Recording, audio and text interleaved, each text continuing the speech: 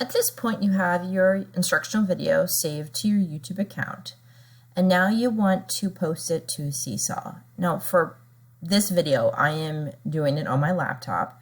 The directions are the same regardless of if you're using your iPad or if you're using your laptop. You're going to initially copy the link from YouTube, whether you do it through your laptop, or again through the Safari app on your iPad. Once you have that, you just copy the link, and then on the laptop, I'll work from my Seesaw website. If I was on my iPad, I would just use the Seesaw app. So how do you do it? So first, you're going to find your video in YouTube, then copy the link. Then you're going to hop into Seesaw.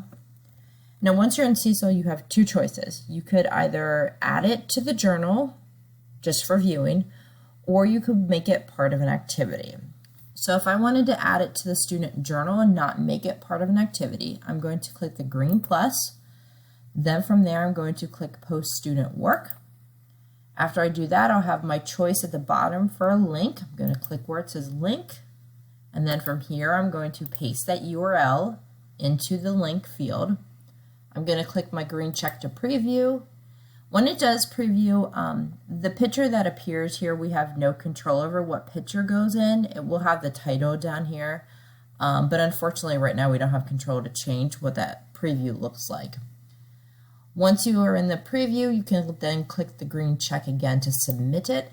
You will click all the students that you want to assign it to. If you are using folders, you would want to choose the appropriate folder and then click your green check one last time, and it will now post it in the journal for all your students to see.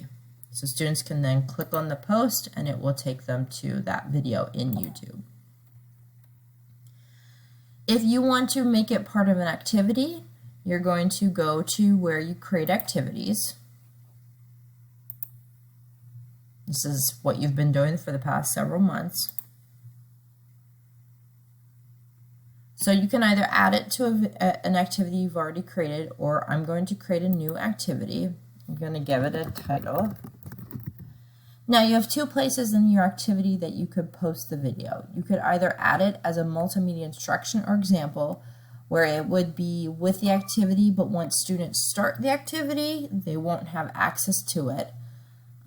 So if you want to do that, just go ahead and click where it says add multimedia instructions or example. Again, this should look familiar. You're going to click your link. Again, you're going to paste it in that field. Click the green check for a preview. Click your green check again to submit it. So now it's in as part of the instructions, the multimedia instructions. Or if you want your students to be able to access it while they're in the activity, while they're responding to it, you can also type it in the directions. So I'm going to add that little code link. Then I'm going to copy the URL in the instructions. Again, obviously you're probably going to want to have more information here, but I'm just showing you how to put the video in. Once you have it as is, you're going to click Save.